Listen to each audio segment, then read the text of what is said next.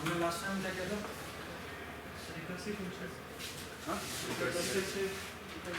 हमने जो चीज़ बड़ी इम्पोर्टेंट देखी थी वो ये थी कि हमारा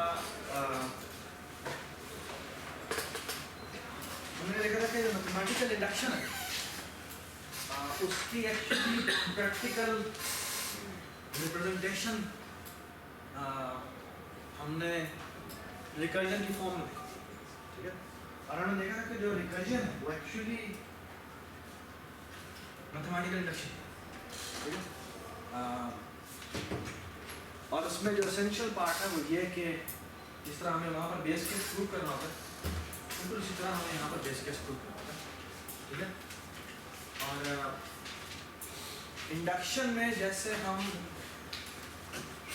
इंडक्टिव हाइपोथेसिस को अज्यूम करके हम अगला स्टेप करते हैं कंप्लीट, ठीक है। बिल्कुल इसी तरह रिकर्जन में भी हमें अज्यूम करते हैं कि हमें एक फंक्शन अवेलेबल है जो उस प्रॉब्लम का छोटा वर्जन सॉल्व करके दे देता है, ठीक है। उस प्रॉब्लम का छोटा वर्जन सॉल्व करके दे देता है, ठीक है। और फिर जो हमारी रिस्पॉन्सिबिलिटी रह जाती है वो ये होती है कि किस तरह उस सॉल्यूशन को यूज करके हम बड़ा प्रॉब्लम सॉल्व कर सकते हैं, ठीक है। तो जिस तरह हमने इंडक्शन में देखा था, इंडक्शन में हमने देखा था कि हम बेस केस प्रूव करते हैं, ठीक है। बेस केस जिसको हमने P0 ये हम प्रूव करते हैं, this is our responsibility, we prove this, ठीक है।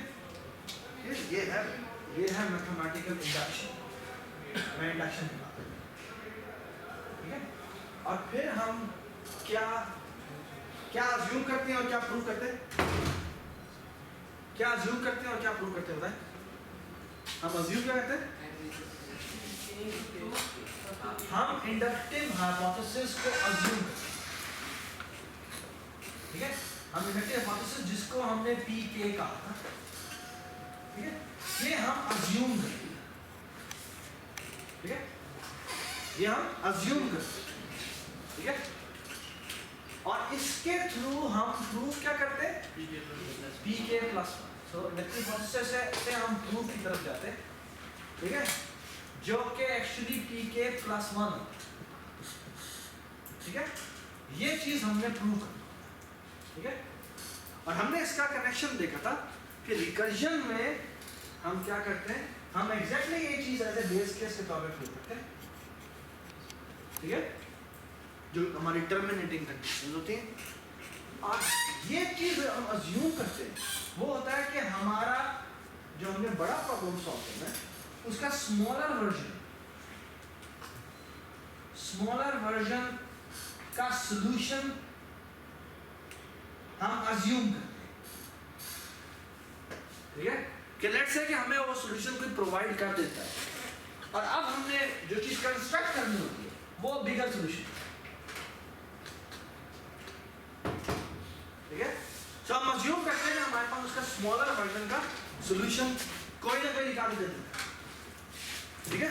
हमें नहीं पता वो कैसे निकालते हैं, लेकिन ये कि वो एक्चुअली हमें पता है, लेकिन हम कहते हैं स्मॉलर वर्जन का सॉल्यूशन हमें पता है तो उससे हम बड़ा प्रॉब्लम कैसे सॉल्व करें, ठीक है।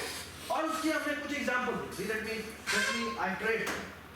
हमने सबसे पहले एग्जांपल देखी थी कि हमने कहा था कि जी फैक्टोरियल निकालना है। हमने फैक्टोरियल निकालने के लिए क्या कहा? हमने कहा कि भाई बेस के 0 फैक्टोरियल जो होता है हमें पता है 1 होता है, ठीक है। 0 फैक्टोरियल हमारा 1, हमने निकालना था n फैक्टोरियल, ठीक है। इसी चीज को एक और किसी भी कहा जा सकता है कि k - 1 से k, ठीक है। ये एक ही बात, ठीक है। k से k + 1 पे जाना है या k - 1 से k पे जाना है, एक ही बात, ठीक है। अच्छा, हमने जब n फैक्टोरियल निकालना था तो हमने n फैक्टोरियल में क्या चीज अज्यूम की थी? हमने प्रूफ किया था कि P0 यार आइंदा के बाद कोई डेट है क्योंकि आप पूरे के पूरे लेक्चर को डिस्टर्ब कर, सुबह वाले क्लास सुबह 8 बजे आते हैं और वो टाइम पर आते हैं, उनको मैंने कहा तुम 20 मिनट पहले आ जाओ, और वो मैं आज मैं 10 मिनट पहले आया था, मैं सारी क्लासें, और ये गलत बात है। तुम्हारी एक बड़ी क्लास होती है और तुम भी तुम टाइम पर नहीं आते, ये कोई बात तो ठीक है नहीं। चले जी, हम यहाँ पे आते हैं,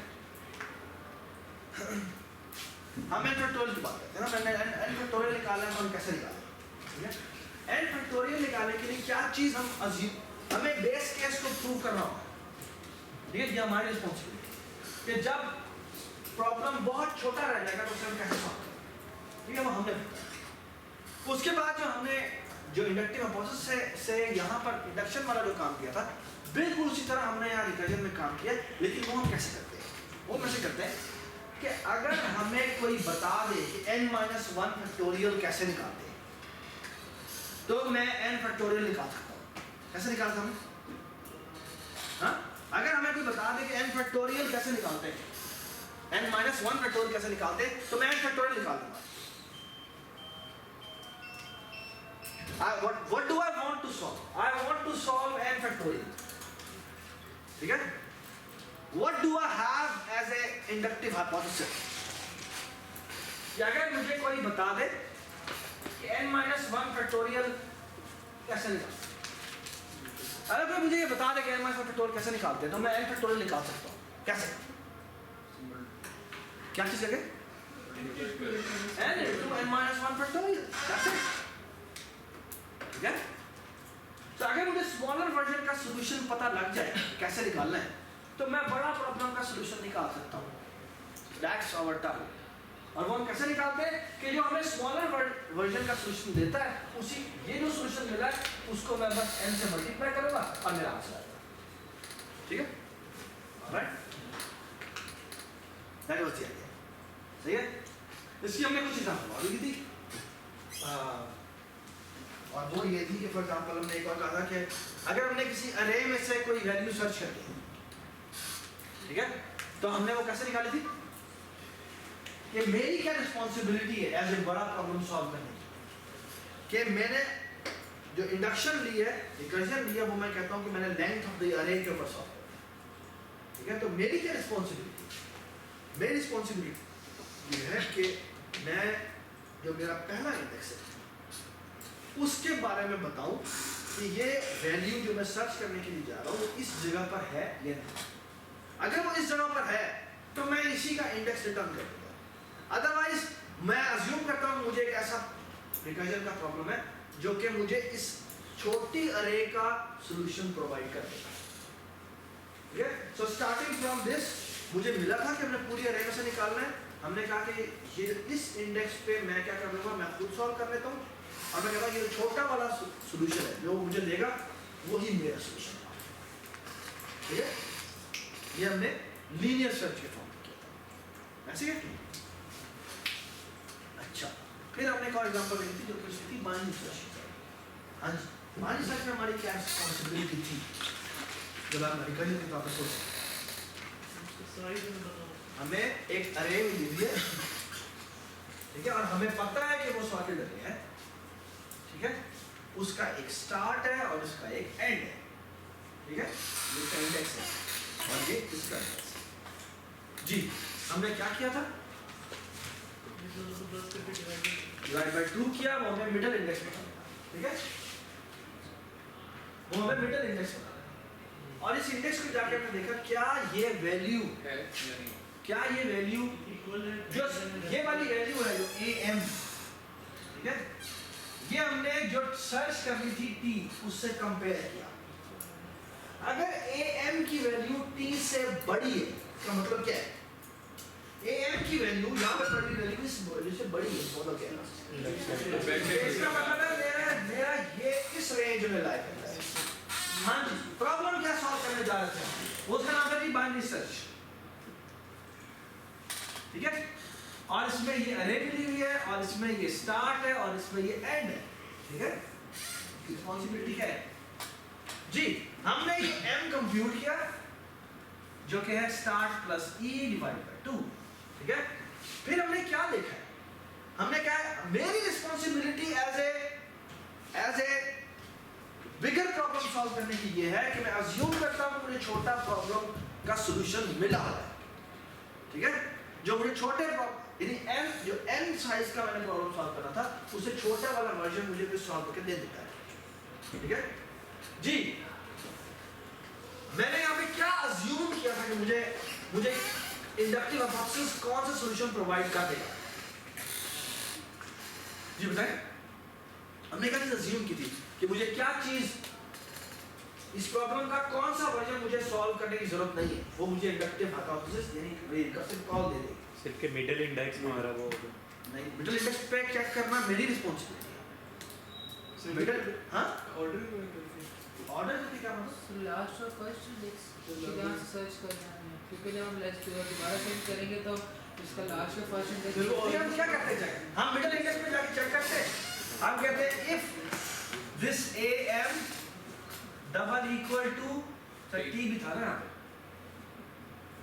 if this is equal to t return m else सही है अरे ऑर्डर else if हां अरे सॉर्टेड सो इस वजह से हां if am is greater than t तो इसमें हम क्या करते हैं दोबारा से बाइनरी सर्च कॉल करते हैं और इसमें हम a भेज देते हैं s भेज देते हैं और m-1 ये हमें जो रिटर्न करता है हम वही रिटर्न, ठीक है। और इसके अर्थ में क्या होता है, इसके अर्थ में हम दोबारा बाइनरी सर्च कॉल करते हैं, यहाँ पे a यहाँ पर S प्लस नहीं यहाँ पर होगा m+1 और यहाँ पे होगा e और ये हमारा एल्गोरिथम है। कि हमारा बेस कैसे कहता है कि if s is greater than e return -1, ठीक है। ये हमारा बेस केस एक ये था और बेस केस एक ये था, ठीक है जी। मुझे बताएं क्या चीज हम अज्यूम करते हैं यहाँ पर, जब मैं यहाँ पे खड़ा होता हूँ, जब मैं लिखने वाले के मोड में देख रहा होता हूँ तो मैं ये कहता हूँ कि मैंने बाइनरी सर्च पूरी अरे के लिए सॉल्व कर रहा था। मैं जब मैं लिखने लगता हूँ तो लिखते हुए मेरी रिस्पॉन्सिबिलिटी क्या होती है, मेरी रिस्पॉन्सिबिलिटी क्या होती है कि इनको पॉइंटर से सेट और फर्स्ट और लास्ट इंडेक्स से वो तो ठीक है। ये आर्गुमेंट्स के अलावा मेरी लिखने की रिस्पॉन्सिबिलिटी नहीं, इसका इंटरनल स्ट्रक्चर लिखने में मेरी रिस्पॉन्सिबिलिटी क्या होगी, हाँ? एक तो बेस केस लिखना मेरी रिस्पॉन्सिबिलिटी है, दूसरा की मिडिल दोबारा चेक करना, और दूसरी बात है कि इस स्टेप पे मैंने क्या करना है, और मैंने ये करना है कि मैं चेक करता हूँ कि क्या जिस मैं मिडिल इंडेक्स पे चेक कर रहा हूँ कि क्या ये वैल्यू इसके बराबर है, अगर इसके बराबर है तो यही मेरा आंसर है। ये जो मेरी रिस्पॉन्सिबिलिटी है वो मैंने कर दी। अब मेरा वही सेम प्रॉब्लम दो अलग छोटे छोटे प्रॉब्लम्स में कन्वर्ट हो गया, एक है लेफ्ट हाफ, एक है राइट हाफ, ओके।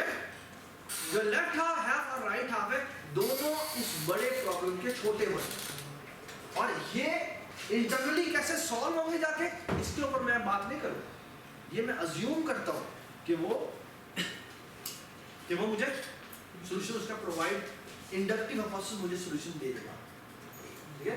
मैं जब ऐसे राइट करने लगूंगा तो मुझे रिस्पॉन्सिबिलिटी ये है कि उनके दरमियान में कनेक्शन बना, ठीक है। और कनेक्शन बेटा क्या है, कनेक्शन ये है कि मैं मिडिल इंडेक्स को चेक कर रहा हूँ, अगर वो वैल्यू इससे ग्रेटर है तो मैं कहता हूँ कि इस हाफ पे चेक करो, और अगर वो वैल्यू छोटी है तो मैं कहता हूँ इस हाफ पे चेक करो, ठीक है। ये इस दोबारा मैंने इसके अंदर नहीं जाना, अल्दो कि मेरा प्रोग्राम जब एग्जीक्यूट होने लगेगा तो वो उसके अंदर जा रहा होगा, ठीक है। एक्चुअली वो बार बार छोटा करते करते करते करते जब तक वो तब तक नहीं आ, जब तक कि वो उसकी बेस कंडीशन पे नहीं पहुंच जाता तब तक वो उसको रिड्यूस करता जाएगा, ठीक है।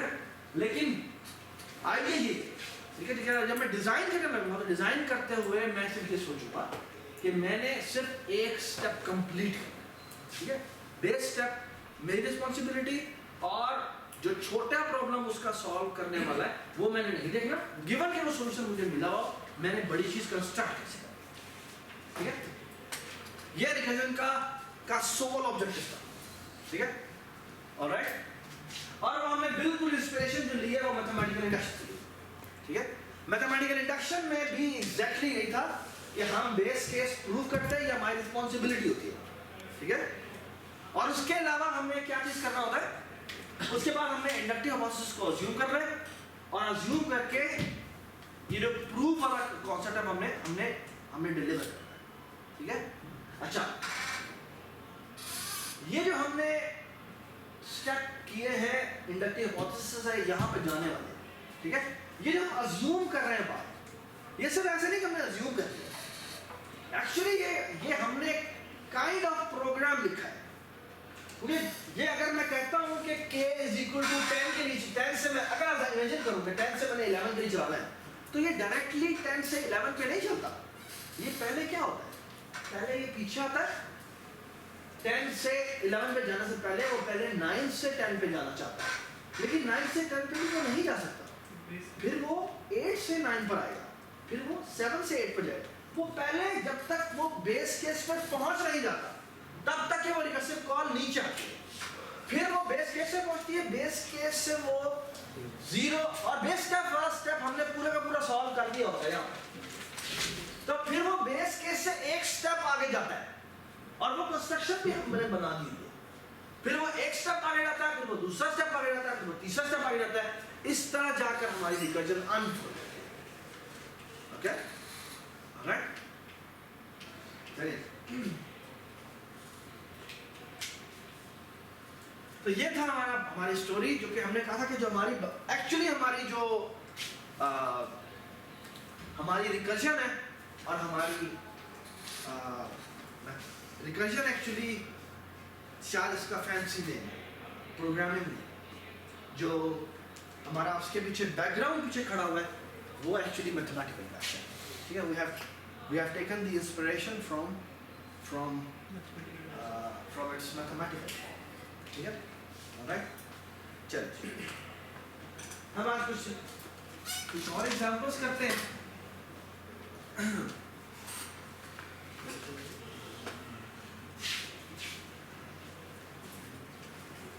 अच्छा, मेरा टाइम किया है।